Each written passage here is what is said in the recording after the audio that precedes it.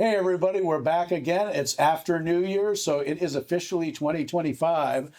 We're still seeing people having fun out there. We're actually cleaning up now. We'll probably try to get a camera in there to show as the cleanup. That's right. We've got so much good stuff to come from Tony Lynn Washington, from the Queen Masterstroke, several different other performances. But right now, as people are filtering through, we're going to wave to the camera. Hello. You're on TV.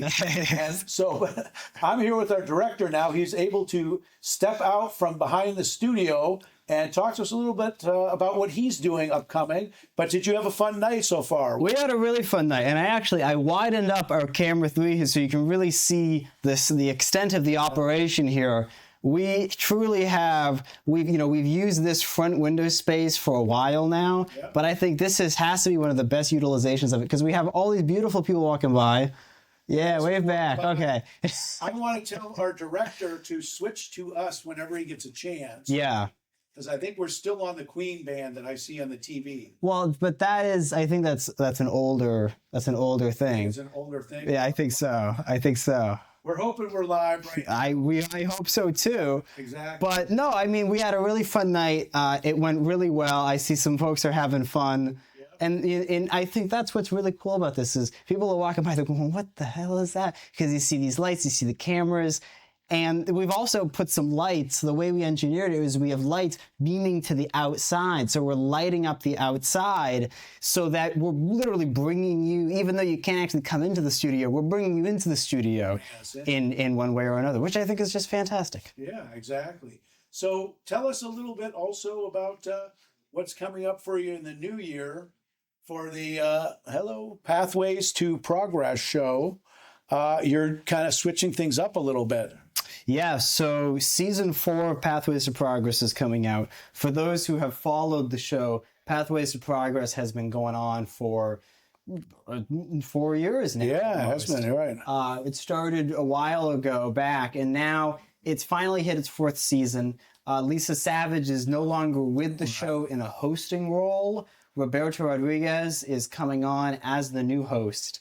And it's going to be him and a city councilor or a local politician. The season premiere episode of season 4 will feature Ethan Strimling. Yes. Yeah, he's going to be on the show. Yeah. He's going to talk about his time as mayor of Portland and some other great stuff. And that's basically the new premise of the show. Think 60 Minutes, but Portland, Maine. Yeah. Maine in general. Yeah. We're really talking to politicians and this and this and that, because very rarely do you actually have true interviews like that, long form interviews like that. The news will just give you the synopsis, the 5-minute highlights. All these other networks are gonna give you, cookie cutter nonsense. Yeah. But what's great about this not-for-profit media is that we can have these long form conversations and not have to rely on advertisers spending money. Yeah, so a lot of the local news, it's like a sound bite. Exactly. They might cut parts out.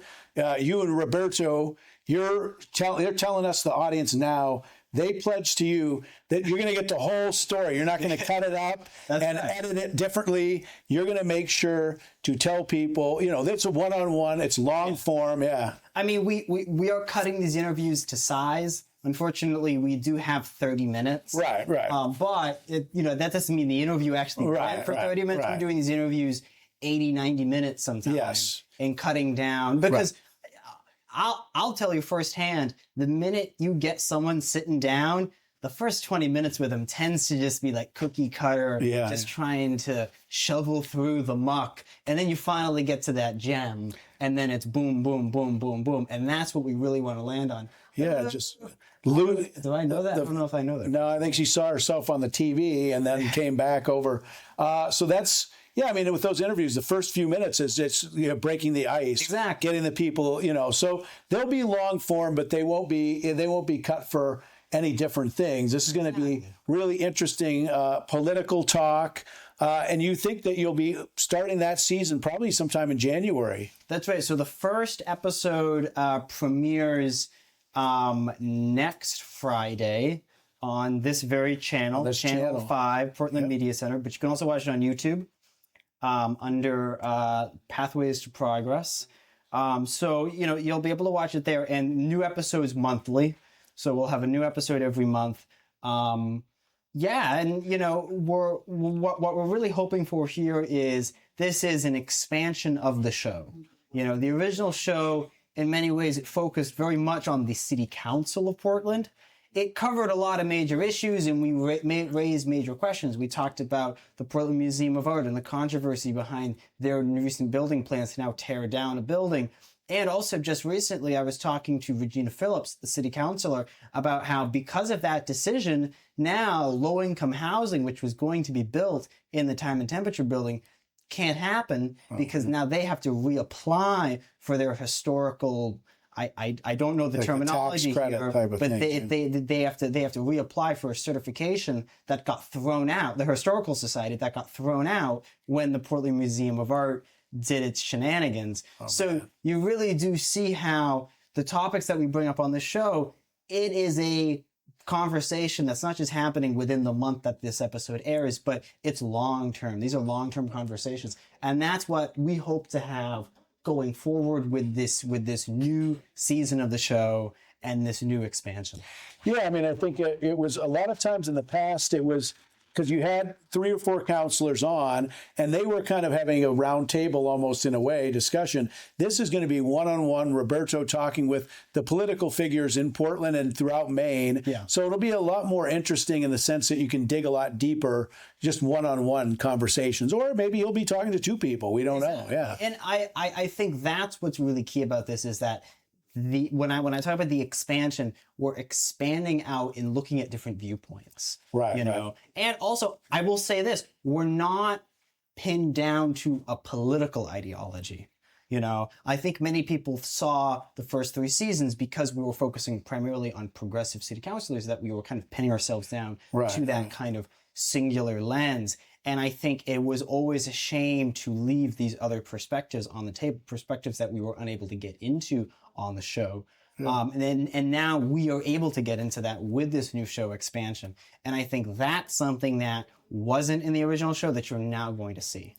Yeah, and you don't want to be pigeonholed as a one ethical position on things. And so this is a lot more, feels to me, like you said, a lot more of a one-on-one show, interview, talking to different political figures. And tell us, before we let you get back into the control room, what are you excited about in the new year? What are some things that you want to see happen in your life and in general in Portland, things of that nature? Well, of course, I'm really excited about the new season of Pathways to Progress coming this January. New episodes dropping every month. But, I'm also really excited about the future of the Portland Media Center. Yes. The Portland Media Center, many of you don't know this, but in many ways, I grew up here in terms of my career. I started here a long time ago doing public access television with my own show. Then I was fortunate enough to be offered by Melvin. That's Melvin, our audio guy. He might stop. We might see him walk by. Yeah, but I was very fortunate to be offered a job working here as a camera person, and then I worked as a podcasting intern. Then I was able to be offered a job doing social media coordination. I did tech for a long time. I was the marketing coordinator here, and this was an incredibly rewarding environment where this company really teaches you to problem solve.